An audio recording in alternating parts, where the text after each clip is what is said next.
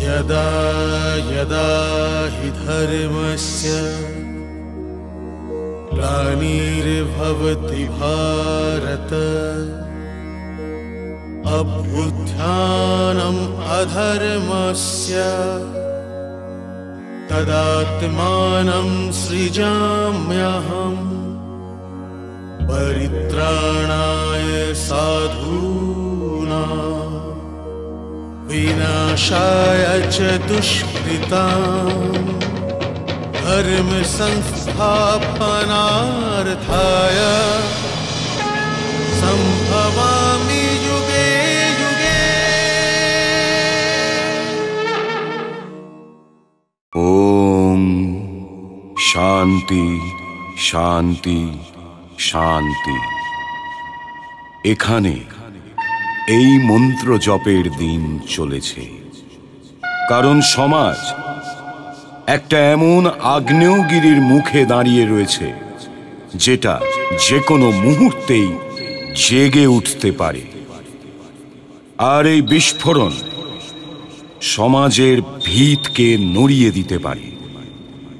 সেই জন্যই তো শ্রীকৃষ্ণ ধৃষ্টদ্যুম্নকে এই কথা বলেছিলেন যে ও নিজের আর শান্তির মাঝখানে কিন্তুর মতো কোনো শব্দকে বসতে না দেয়।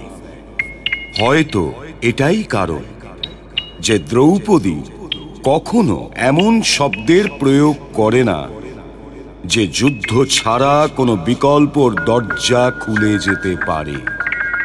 ওর তো নিজের খুলে রাখা কেশের জন্য দুঃশাসনের ছাতির রক্ত চাই। এই জন্যই যখন ও এটা শোনে যে এখন স্বয়ং শ্রীকৃষ্ণ শান্তিদূত হয়ে হস্তিনাপুর চলেছে, তখন ও নিজের কথাকে না লুকিয়ে বাসুদেব কৃষ্ণকে বলে, হে কেশব, আমি চাই না যে আপনি শান্তি দূত হয়ে হস্তিনাপুর যান আর ওই দুরাচারী দুর্যোধন, দুষ্ট দুঃশাসন আর এই বিষাক্ত সুতপুত্র কর্ণ আপনাকে অপমান করুক। পিতাশ্রী রাজপুরোহিতের সাথে যে দুর্ব্যবহার হয়েছে সেটা আপনার অজানা নেই? আমার কাছে তো কোনো কিছুই অজানা নেই কৃষ্ণা, কিন্তু যদি পাণ্ডবদের জন্য শান্তি আনা যায় তবে আমি নিজের অপমান স্বীকার করে নেব। হ্যাঁ, যদি এই সওদার জন্য আমাকে পাণ্ডবদের আত্মসম্মান দিয়ে মূল্য চোকাতে হয় তবে এমন শান্তি আমি চাইব না। আমি তোমাকে এই কথা দিয়ে যাচ্ছি। যতক্ষণ আমার এই কেশ খোলা অবস্থায় থাকবে কেশব, ততক্ষণ কি সম্পূর্ণ শান্তি সম্ভব হবে? আমার এই খুলে থাকা কেশ কি অপমানের ধ্বজার মতো সর্বদা কুন্তিপুত্রদের আত্মসম্মানের সূর্যের উপর দুলতে থাকবে না? যাকে আপনি শান্তি বলছেন কেশব, সেটা আবার আত্মসমর্পণ নয় তো? ওই দুষ্টরা শান্তি নয়, দণ্ডের অধিকারী। একটু চিন্তা করুন কেশব, একটু চিন্তা করুন। 13 বছর পূর্বের এই দ্রৌপদী, যজ্ঞকুণ্ড থেকে উৎপন্ন হয়েছিল এই দ্রৌপদী, মহারাজ দ্রুপদের পুত্রী এই দ্রৌপদী, মহাবীর ধৃষ্টদ্যুম্নের বোন এই দ্রৌপদী, 5 মহারথীর পত্নী এই দ্রৌপদী, 5 মহারথীর মাতা এই দ্রৌপদী। তাকে এই কেশ ধরে টেনে নিয়ে যাওয়া হয়েছিল, কিভাবে ওই রাজসভায় নিয়ে যাওয়া হয়েছিল, যে সিংহাসনের ওপর ভরত বংশের পরম্পরার উত্তরাধিকারী জ্যেষ্ঠ পিতাশ্রী মহারাজা ধীরাজ ধৃতরাষ্ট্র বিরাজ করছিলেন। ওই সভা কুরু এবং তার শুভাকাঙ্ক্ষীদের দ্বারা পূর্ণ ছিল, কিন্তু আপনি ছাড়া কুরু মর্যাদা রক্ষা করবার জন্য কেউ এগিয়ে আসেনি। হে বাসুদেব, আমি না তো ওদের আশীর্বাদ নেবার জন্য তৈরি, আর না ওদের আশীর্বাদ দেবার জন্য। আমি কি এই কথাগুলো জানি না কৃষ্ণা? আমি এই সব কিছু জানি, সব কিছু জানি।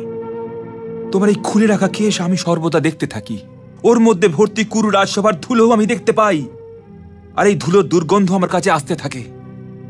তবুও কৃষ্ণা, শান্তি তো শান্তি হয়ে থাকে। আমি তো কেবল এটাই বলতে চাইছি কেশব, যে শান্তির কথা বলবার সময় আপনি এটা ভুলে যাবেন না যে দুঃশাসনের নোংরা হাত আমাকে ছুঁয়েছিল। দুর্যোধন পূর্ণ সভাগৃহে আমায় দেখে নিজের জঙ্ঘা পিটিয়েছিল, আর ওই সুতপুত্র কর্ণ আমাকে কুরুবংশের কুলবধূ দ্রৌপদীকে কুরু রাজসভায় বেশ্যা বলেছিল।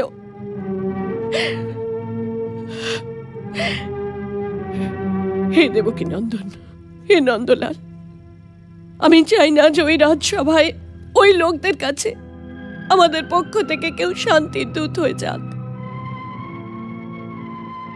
যদি ধর্মরাজ যুধিষ্ঠির, সর্বশ্রেষ্ঠ গদাধর ভীম, গান্ডীবধারী অর্জুন, মহারথী নকুল আর মহারথী সহদেব শান্তি চান, তাহলে অবশ্যই নিজেদের আত্মসম্মান দিয়ে মূল্য চুকিয়ে দিন আর শান্তি নিয়ে নিন। আমার এই খোলা কেশের জন্যে আমার বৃদ্ধ পিতা দুঃশাসনের ছাতির রক্ত নিয়ে আসবে, আমার বীর ভাই কর্ণের জিভ কাটবে, আর আমার 5 মহারথী পুত্র দুর্যোধনের চঙ্ঘা ভেঙে দেবে।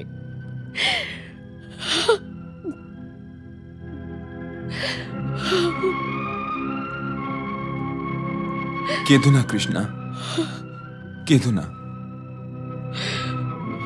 কান্না তো অন্য কুরু নারীদের ভাগ্যে লেখা হয়ে গেছে। হে যাজ্ঞসেনী, এমন কান্না তোমার চোখে শোভা পায় না। তোমার এই চোখ দিয়ে তো ভারতবর্ষের ভবিষ্যতের সূর্যের উদয় হতে চলেছে যাজ্ঞসেনী।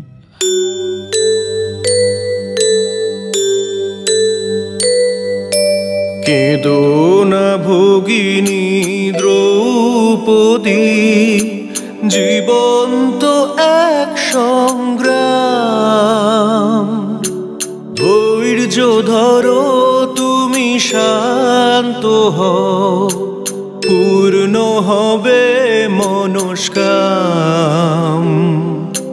পূর্ণ হবে মনস্কাম। সত্য মিথ্যা আছে সবখানে, বড় সে যে ধৈর্য ধরে। নারায়ণেরও যে কষ্ট হয় যদি পাঞ্চালীর অশ্রু ঝরে, পাঞ্চালীর অশ্রু ঝরে। আমার বাহু থেকে এত শক্তি আছে আচার্য যে এই রণভূমি আর হস্তিনাপুরের মাঝের দূরত্বটাকে বাড়িয়ে দিতে পারি। এই দূরত্ব প্রতিদিন নয়, প্রতিক্ষণেই কমে চলেছে, প্রতিক্ষণেই কমে চলেছে। মহারিষিরা তপস্যার হাত বাড়িয়ে কর্মফল কেড়ে নিতে চাইছেন। সমস্ত অঙ্গীকার, সমস্ত প্রতিজ্ঞার হাতেই ধনুক রয়েছে। কেউ অহংকারের রথের ওপর চেপে, তো কেউ আত্মবিশ্বাসের রথের ওপর। সেটা গঙ্গাপুত্র ভীষ্মই হোক বা দ্রুপদপুত্র শিখণ্ডী হোক, আর সে আচার্য আপনি হন বা ধৃষ্টদ্যম্ন, আর দুর্যোধনই হোক কিংবা ভীম, আর সেটা কর্ণই হোক বা আমার প্রিয় অর্জুনই হোক। নিদ্রা কারোর চোখেই নেই, কারো চোখে নিদ্রা আসছে না। বিরাট যুদ্ধের কথা আলাদা ছিল আচার্য, ওই যুদ্ধ কৌরব আর পাণ্ডবদের মধ্যে ছিল না। কিন্তু এখন যে যুদ্ধ হতে চলেছে না আচার্য, সেটা হৃদয়ের দুর্গের ইটের সঙ্গে ইটের দ্বন্দ্ব বাঁধিয়ে দেবে। আমার এই বৃদ্ধ ছাতি কর্ণ আর অর্জুনের বাণকে কি আটকাতে পারবে আচার্য? আমার এই বৃদ্ধ বয়সের কবচ ভীম আর দুর্যোধনের গদার চোট থেকে হস্তিনাপুরকে বাঁচাতে কি পারবে? হয়তো নয় গঙ্গাপুত্র, হয়তো না, কিন্তু আমাদের সব দেহ দিয়ে হস্তিনাপুরের প্রাচীরকে রক্ষা করবার চেষ্টা অবশ্যই করতে পারি। যতক্ষণ যুদ্ধের শঙ্খ না বাজে গঙ্গাপুত্র, ততক্ষণ এই আশা করতে থাকুন যে বাসুদেব কৃষ্ণ যুদ্ধের কোনো না কোনো বিকল্প অবশ্যই বের করবেন, অবশ্যই বের করবেন।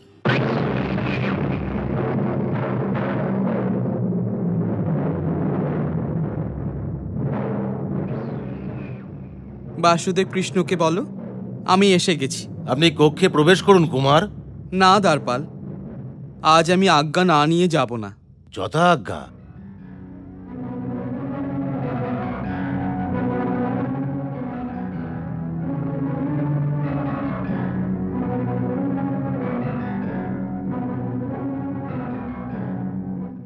বাসুদেবের জয় হোক। কুমার শিখণ্ডী দর্শনের আজ্ঞা চাইছেন। ওনাকে পাঠিয়ে দাও। যথা আজ্ঞা।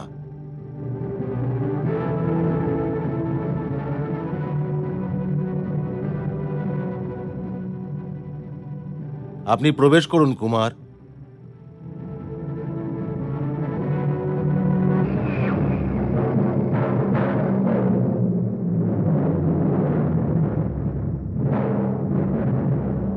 প্রণাম। আসুন কুমার, বসুন। আমি অধিক সময় নেব না। অধিক সময় তো কারোর কাছে থাকেও না কুমার, তবে সেটা কেউ দেবে কোথা থেকে? সময় কেউ জমিয়ে রাখতে পারে না।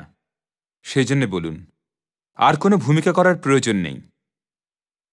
আমি কেবল এটা জানতে চাইছি যে কৌরব আর পাণ্ডবদের মাঝে যুদ্ধ হবে কি হবে না। সেটা আমি এখন কি করে বলি কুমার? এখন তো আমি শান্তি দূত হয়ে ওখানে চলেছি। এই প্রশ্ন নিয়ে আপনার পিতাশ্রীও এসেছিলেন, ধৃষ্টদ্যুম্নও এই প্রশ্ন করেছেন। এটা এমন নয় তো কুমার যে দ্রুপদ পরিবার মোটেই শান্তি চাইছে না? অপমানের আঘাত কি শান্তির স্নেহ প্রলেপ দিয়ে ভরিয়ে দেওয়া যায় বাসুদেব কৃষ্ণ? এটা কোন অপমানের কথা বলছেন কুমার? কারণ দ্রৌপদীর অপমান তো আপনার অপমান নয়, ও তো পাণ্ডবদের ভাগের অপমান।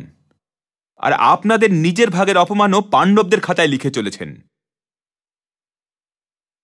হয় নিজের রণভূমি খুঁজে নিন কুমার, আর নয়তো প্রতীক্ষা করে যান। প্রতীক্ষাই তো করে চলেছি, প্রতীক্ষাই তো করে চলেছি দেবকী নন্দন।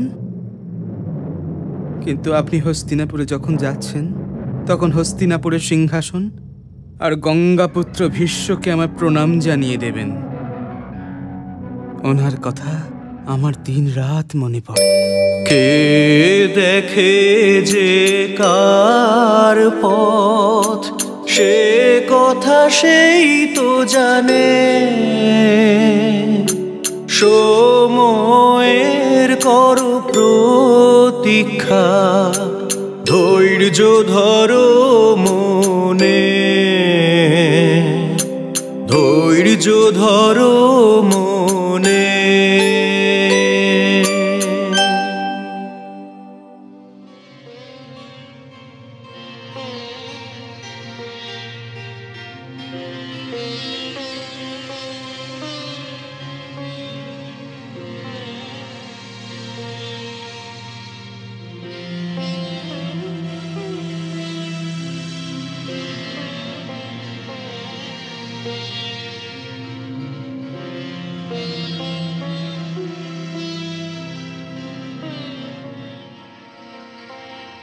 প্রণাম জ্যেষ্ঠ তাতশ্রী। দীর্ঘজীবী হও। শরৎ ঋতুতে খোলা খিড়কির কাছে কেন দাঁড়িয়ে আছেন আপনি? তুমি কি জানো না বিদুর, যে আমি ইচ্ছা মৃত্যুর আচ্ছাদন পড়ে রয়েছি? ঋতু আমার কি ক্ষতি করবে? একলা ছিলাম বিদুর, এখানে দাঁড়িয়ে মাতাশ্রীকে দর্শন করছিলাম। আমার প্রতিজ্ঞা আর আমার বিবেকের মধ্যে মহাযুদ্ধ চলছে বিদুর। আর স্বয়ং আমি যেন রণভূমি, দেখে চলেছে এই যুদ্ধকে। দেখেই চলেছি, কিন্তু হস্তক্ষেপ করতে পারছি না। আমার প্রতিজ্ঞা আমাকে দুর্যোধনের দিকে টেনে নিয়ে যাচ্ছে, আর আমার বিবেক আমাকে এটা বলছে যে গঙ্গাপুত্র ভীষ্ম, তুমি কোথায় দাঁড়িয়ে রয়েছ? আমি সেই অভাগা ব্যক্তি বিদুর, যে জীবিত থাকতে চায় না, কিন্তু জীবিত থাকবার জন্য অসহায়। আমাকে বলো বিদুর, যে এই বৃদ্ধ ভীষ্মর বিষয়ে তোমার নীতি কি বলে? এই প্রশ্ন নীতির নয় জ্যেষ্ঠ তাতশ্রী। এই জন্য এই খিড়কি বন্ধ করে দিন। আপনার আত্মাও আপনার বস্ত্রের মতোই চিহ্নিত নয়, শ্বেত বস্ত্র। আপনি দুঃখী হবেন না। আপনি এতটাই মহান জ্যেষ্ঠ তাতশ্রী যে কাদার কোনো ছিটে উড়ে এসে আপনার শ্বেত বস্ত্র পর্যন্ত পৌঁছতেই পারবে না। এই ভারতবর্ষ সর্বদাই এই জন্য গর্ব অনুভব করবে যে তার ভূমির ওপর আপনার মতো মর্যাদার বিশাল বৃক্ষ জন্মেছিল। আর যদি ভবিষ্যতে কখনো এই দেশে বামনদের ভিড় লেগে যায়, তবে দু একজন সাধারণ আকারের ব্যক্তির কাছে আপনার দৃষ্টান্ত ওদের মনে জোর এনে দেবে, আর ওরা আপনার নাম নিয়ে ভারতবর্ষকে ওই বামনদের থেকে বাঁচানোর চেষ্টা করবে।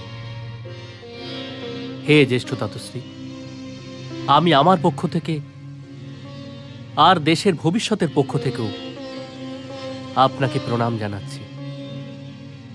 যে ভার মাথায় নিয়ে আপনি জীবিত আছেন, যদি তার অর্ধেক ভারও আপনার এই প্রিয় শিষ্য বিদুরকে বইতে হতো, তবে হয়তো ওর কাঁধের সঙ্গে সঙ্গে ওর নীতির কোমরও এতদিনে ভেঙে যেত। হ্যাঁ জ্যেষ্ঠ তাতশ্রী।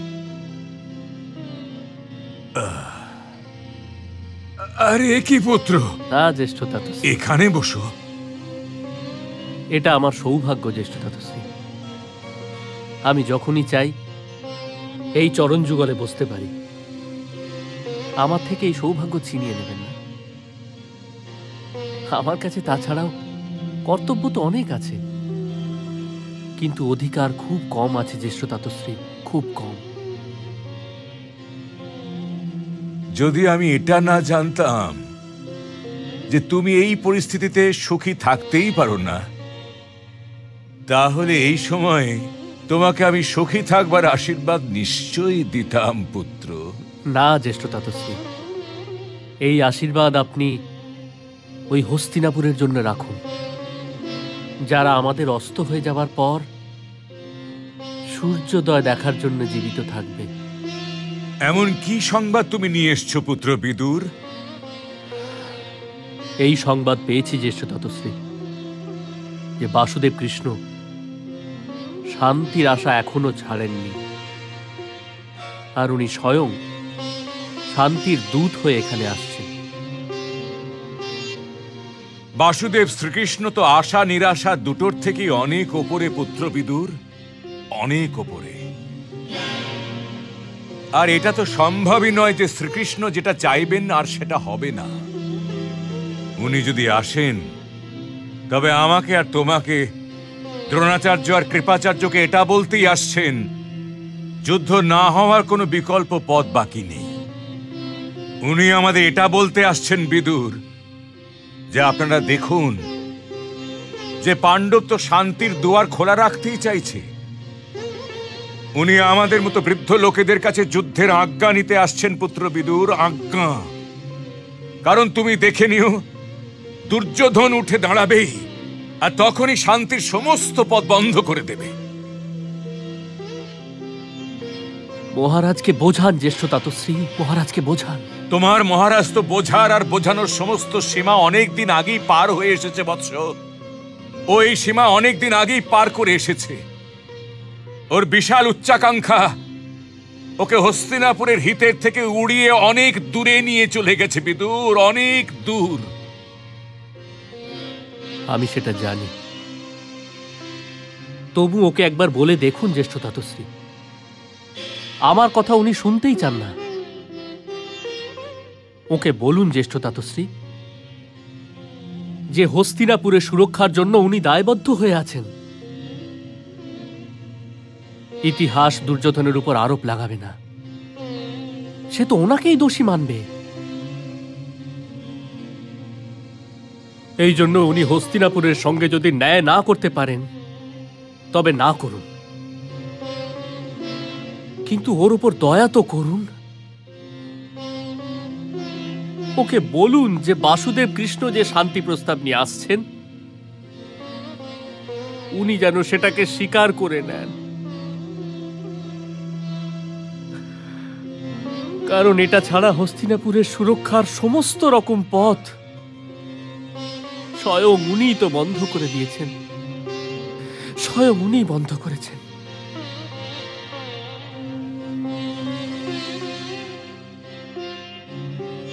আপনি হস্তিনাপুরের সুরক্ষার জন্য অঙ্গীকারবদ্ধ জ্যেষ্ঠ তাতশ্রী, অঙ্গীকারবদ্ধ।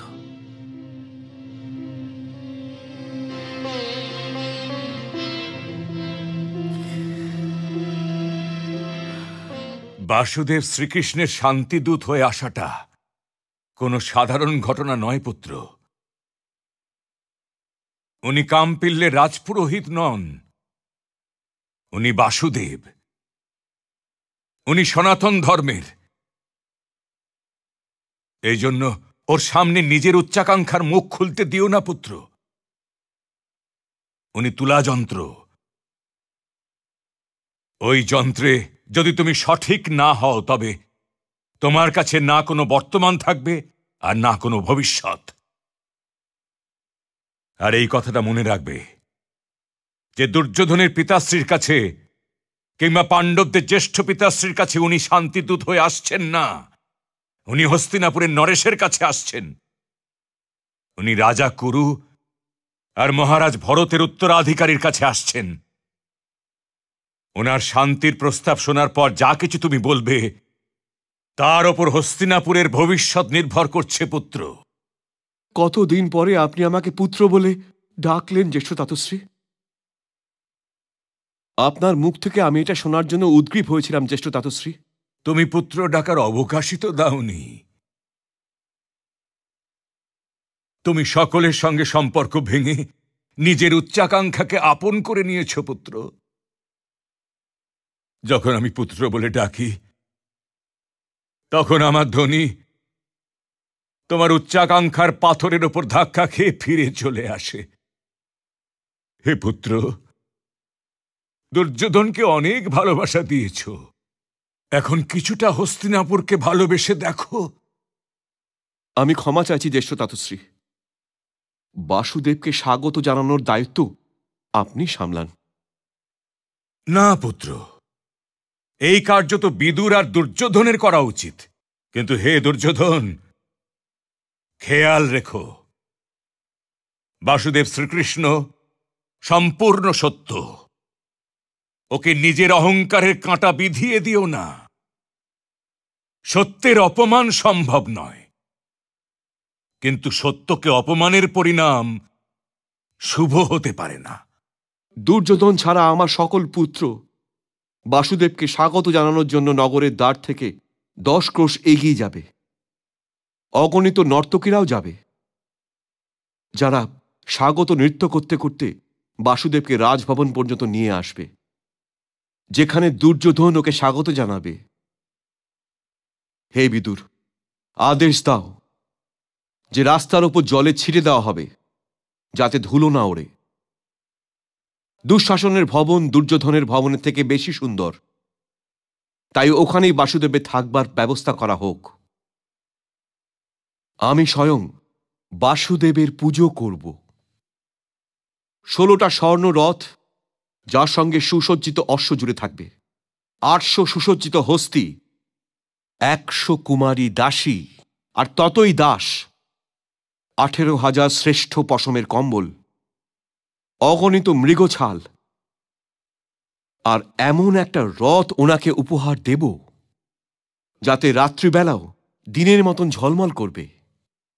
হে মহারাজ, এই মিথ্যাচার করে কি লাভ হবে? মহামন্ত্রী বিদুর, আপনি নিজের মহারাজকে তারই কক্ষে মিথ্যাচারী বলছেন? হ্যাঁ? হে গান্ধার নরেশ, মন্ত্রীদের এটাই কর্তব্য যে তারা নিজের নরেশের সামনেও সর্বদা সত্যি কথা বলে। আর যে নিজের নরেশের সামনে সত্যি কথা বলতে পারে না, তার মন্ত্রী হবার কোনো অধিকার নেই, কোনো অধিকার নেই তার। হে গান্ধার নরেশ, যখন রাজ্যের মন্ত্রী নিজেরই নরেশের কাছে মিথ্যে বলতে শুরু করে, তখন বুঝে নেওয়া উচিত যে ওই রাজ্যের সূর্যাস্ত হতে চলেছে। আমি এই রাজ্যের সূর্যকে অস্ত হওয়া থেকে আটকাতে চাই, আর এই জন্য সত্যি কথা বলছি। মহারাজ বাসুদেবকে যা কিছু উপহার দিতে চাইছেন সেটা বাস্তবে উপহার নয়, সেটা উৎকোচ। কিন্তু হে মহারাজ, কোন উৎকোচ বাসুদেবকে অর্জুনের কাছ থেকে আলাদা করতে পারবে না। অর্জুন ওর মিত্র নয়, অর্জুন ওর শরীরের শ্বাস প্রশ্বাস, শ্বাস। কৃপা করে ওকে ওই উপহার দেবার ভুল করবেন না মহারাজ। ওনার আশা তাৎপর্য এই যে উনি শান্তি চাইছেন, আর উনি ছাড়া ওখানে শান্তি চাইবার আর কেউ নেই। ওনার আশা পাণ্ডবদের থেকে অনেক বেশি আপনার হিতের পক্ষে, সমস্ত হস্তিনাপুরের হিতের পক্ষে। এই জন্য মহারাজ উনি যা কিছুই বলুন সেটাকে মেনে নেবার চেষ্টা করবেন, চেষ্টা করবেন মহারাজ। আজ আমি প্রথমবার কাকাশ্রীর সাথে সহমত হচ্ছি পিতাশ্রী। এটা উপহার দেওয়ার কোনো উচিত সময় নয়। ওরা এটাও তো ভাবতে পারে যে আমরা ভয় পেয়েছি। আর আপনি পিতাশ্রীকে যতই বোঝাবার চেষ্টা করুন পিতামহ, যে যুদ্ধ একবার নিশ্চিত হয়ে গেছে সেই যুদ্ধ তো হবেই। তুমি ওনাকে স্বাগত জানাও বা না জানাও পুত্র, বাসুদেব তো সেটাই করবেন যা করবার সিদ্ধান্ত উনি নিয়েছেন। আর এটা ভেবো না পুত্র, যদি তুমি উপহার না দাও কিংবা ওনার পুজো না করো তবে ওনার অপমান হয়ে যাবে। ওনার অপমান তো হতেই পারে না, কারণ উনি মান অপমানের থেকে অনেক ঊর্ধ্বে। আর এটা ভেবো না যে অর্জুন ওনার মিত্র বলে উনি ওর পক্ষ নেবেন, আর উনি ধর্ম ছাড়া কারোরই পক্ষে থাকবেন না পুত্র। তবে কি আপনি এটা বলতে চাইছেন পিতামহ যে আমি পাণ্ডবদের জীবনকালে সম্রাট হতেই পারবো না? যদি এমন হয় তবে আমি বাসুদেবকেই বন্দী বানিয়ে নেব। এ কথা বলো না পুত্র, এ কথা বলো না। যদি তুমি ভুলে যাও যে আসলে উনি কে, তবে এটা অবশ্যই মনে রেখো যে উনি শান্তির দূত হয়ে আসছেন। আর তাছাড়া উনি তো আমাদের কোনো ক্ষতি করেননি। তুমি ওনাকে বন্দী করবে ভাবলে কি করে? তোমার হিংস্র ভাবনা সর্বনাশকে আমন্ত্রণ করতে চলেছে বৎস। নিজের চিন্তার দিক বদলাও। হে মহারাজ, আমি আপনার এই পথভ্রষ্ট পুত্রের কথা সহ্য করতে পারছি না। কিন্তু যাবার আগে এটা অবশ্যই বলে দিতে চাই যে যদি আপনার সভাতে বাসুদেবকে অপমান করবার চেষ্টাও করা হয়, তবে আপনার এই পুত্রের শোকে কান্নার জন্য আপনার অশ্রু কম পড়ে যাবে।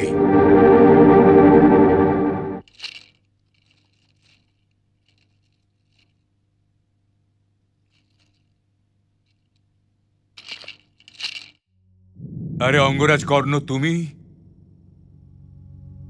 প্রণাম গঙ্গাপুত্র। দীর্ঘজীবী হ। বসো বসো বসো।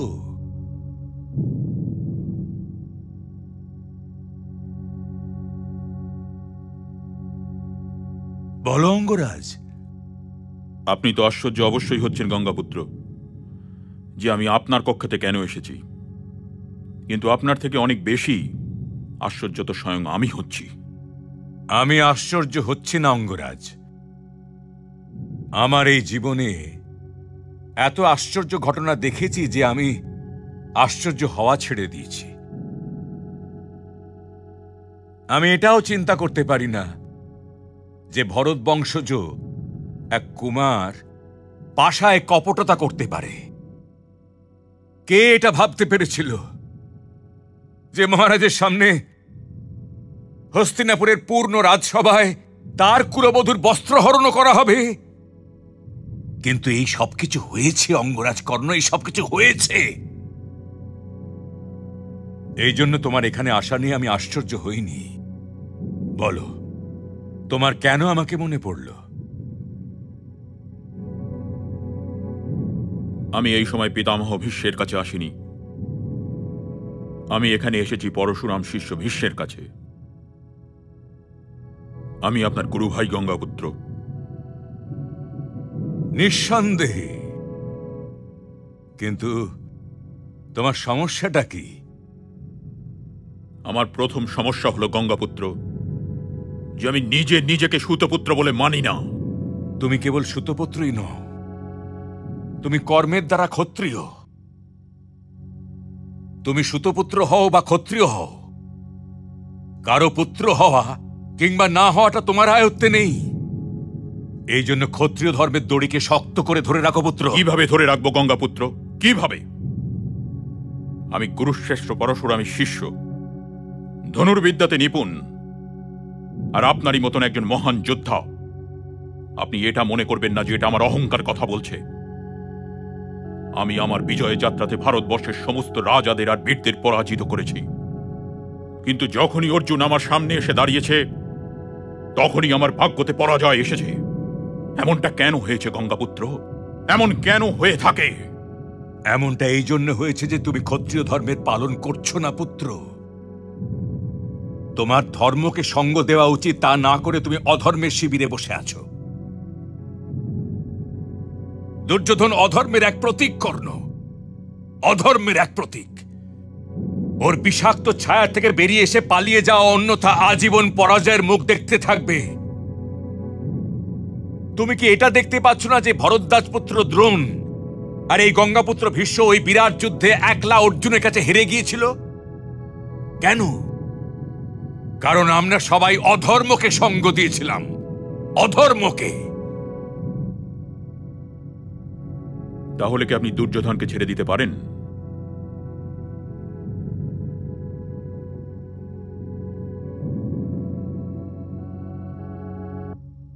এটাই তো আমার অসহায়তা, যে আমি সবকিছু জানা সত্ত্বেও দুর্যোধনকে ছাড়তে পারি না।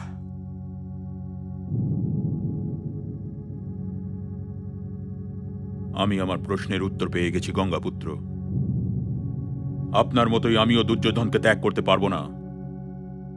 ও আমার কাছে সমস্ত বিজয় থেকে অধিক প্রিয়। প্রণাম।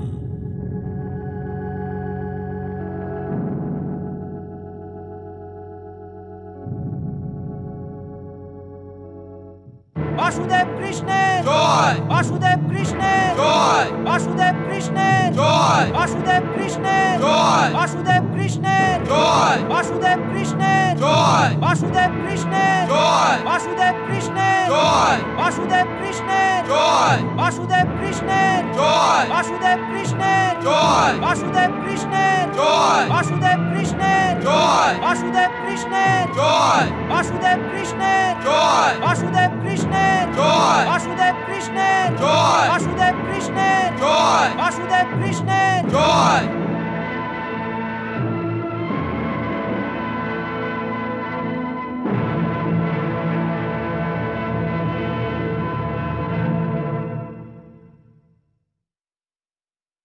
দেবকী নন্দন বাসুদেব কৃষ্ণ উপস্থিত হচ্ছেন।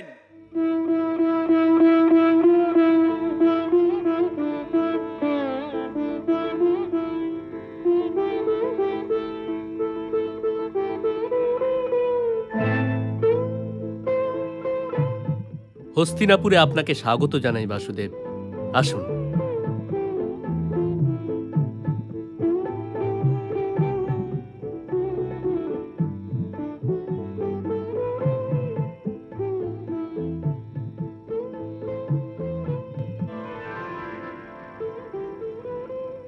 হে শান্তিদূত বাসুদেব কৃষ্ণ, আমার তরফ থেকে এই স্নেহের উপহার গ্রহণ করুন।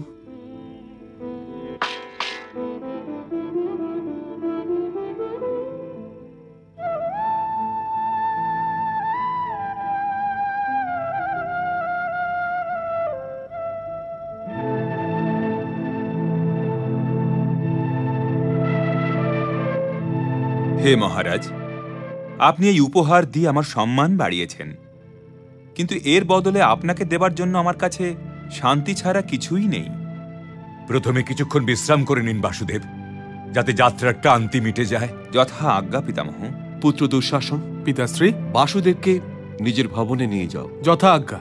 না পিতাশ্রী, প্রথমে আমি ওনাকে আমার ভবনে নিয়ে যাব, আর ভোজনের পরে দুঃশাসন যদি চায় ওনাকে নিজের ভবনে নিয়ে যেতে পারে। না যুবরাজ,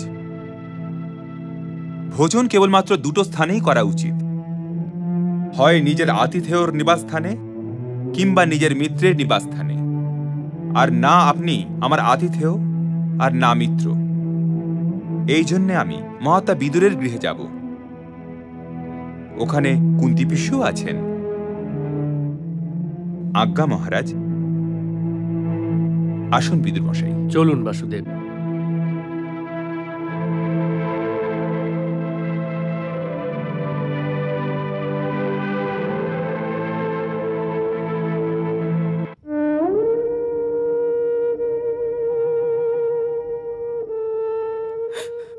কৃষ্ণ পুত্র।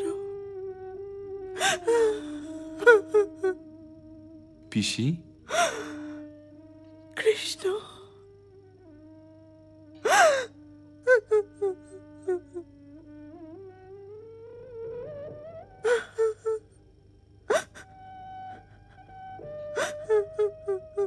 পিসি।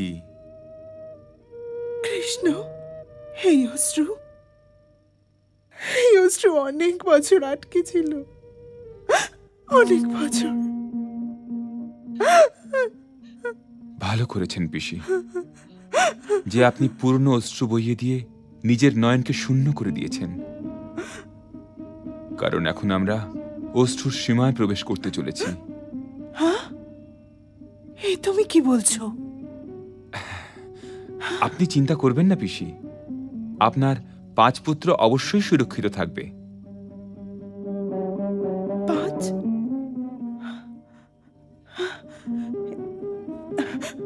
এখানে যারা আছে তারাও তো আমার পুত্রই, দেবকীনন্দন। তবে আপনি কি দুর্যোধন আর দুঃশাসনের মতন লাক্ষাগৃহ দুর্ঘটনা, দ্রুত ক্রীড়া, দ্রৌপদীর বস্ত্রহরণ, পাণ্ডবদের বনবাস আর অজ্ঞাতবাসের পীড়ার জন্য ক্ষমা করে দেবেন পিসি? প্রশ্ন এটা নয় যে কে পুত্র আর কে পুত্র নয়, প্রশ্ন হলো ধর্ম আর অধর্মের। পিসি, আমি পাণ্ডবদের পক্ষে এই জন্যে নেই যে ওরা আমার কুন্তী পিসির পুত্র। আমি ওদের পক্ষে কেবল এই জন্যেই আছি যে আজ ধর্ম ওদের পক্ষে। আমার নিষ্ঠা ধর্মের প্রতি আছে, আমি ধর্মকে রক্ষা করে চলেছি। এই জন্যে পিসি, আপনি আমাকে এটা বলুন যে ফিরে গিয়ে আপনার পুত্রদের আপনার পক্ষ থেকে কি সংবাদ দেব?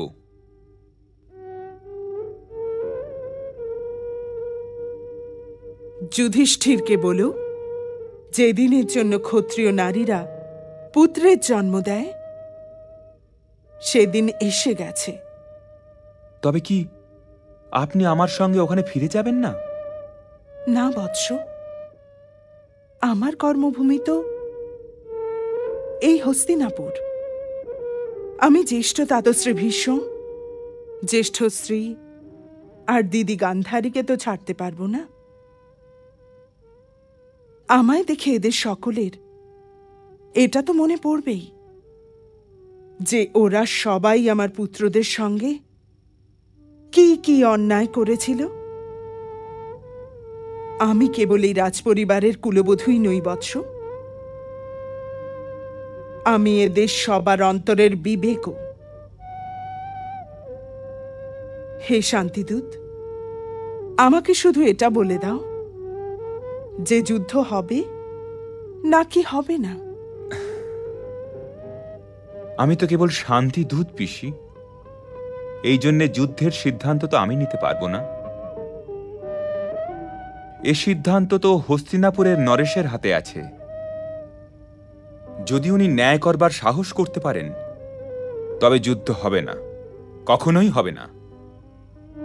কিন্তু যদি উনি আবারও অন্যায় করতে চান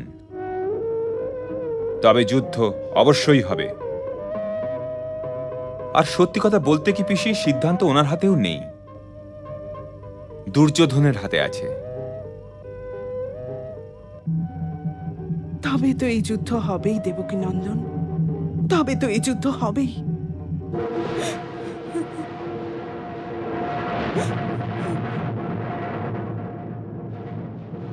ধৈর্য ধরে কাজ করো, ধৈর্য ধরে।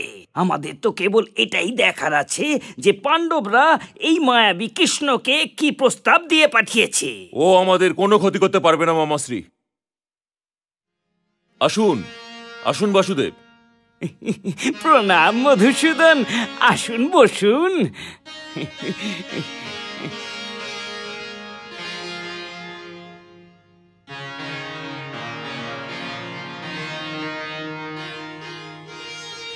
আমার সর্বদাই একটা কথা দুঃখ থাকবে বাসুদেব, যে আপনি ভোজনের জন্য আমার প্রস্তাব স্বীকার করে নেননি।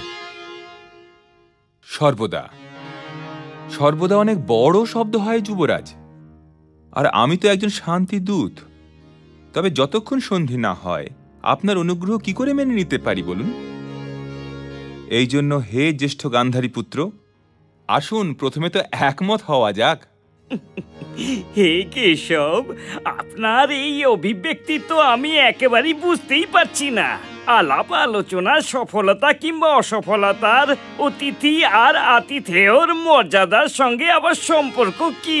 আপনার সাথে তো আমাদের কোনো লড়াই নেই, এই জন্য এই কথা আমিও বুঝতে পারছি না বাসুদেব, যে আপনার মতন সম্মানীয় ব্যক্তি আতিথেয়র অপমান কি করে করতে পারলেন।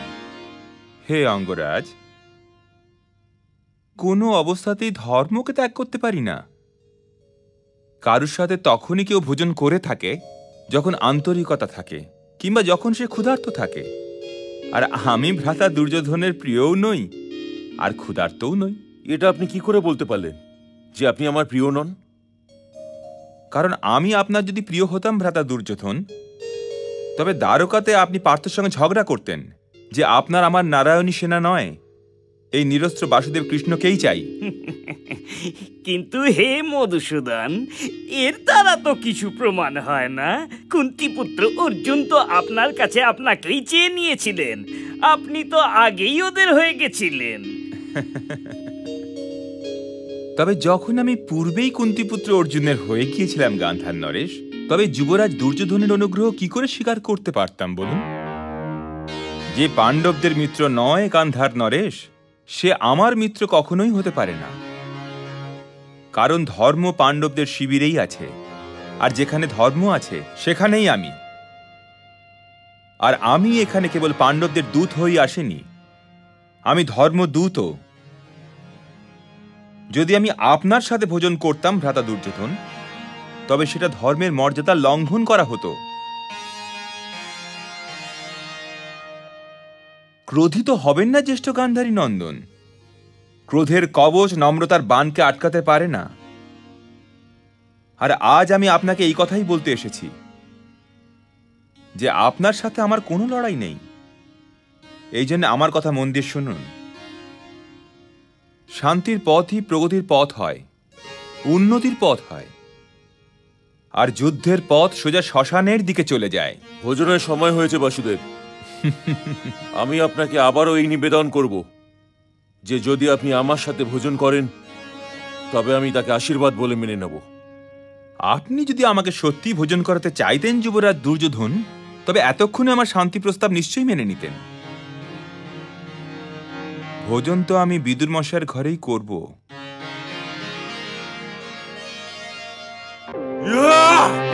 এই শান্ত হও ভাগ্নে। এই গোয়ালা নিজেকে কি মনে করে? আমি তো ওকে আমার সাথে ভোজন করিয়ে এই গোয়ালাকে সম্মান দিতে চাইছিলাম, কিন্তু এই গোয়ালা তো এরই যোগ্য যে ওই দাসীপুত্রের ঘরে গিয়ে শাক রুটি খাবে। মামাশ্রী, আমি আপনার কাছে অঙ্গীকার করছি, যদি কাল রাজসভাতে ও কোনো উল্টো পাল্টা কথা বলে তবে আমি ওই সময়ই ওকে বন্দী বানিয়ে নেব। যখন বুদ্ধি বিপরীত হয়, সত্যি হয় কাল বিনাশ, মনে হয় কুরুবং বর্ষের এবার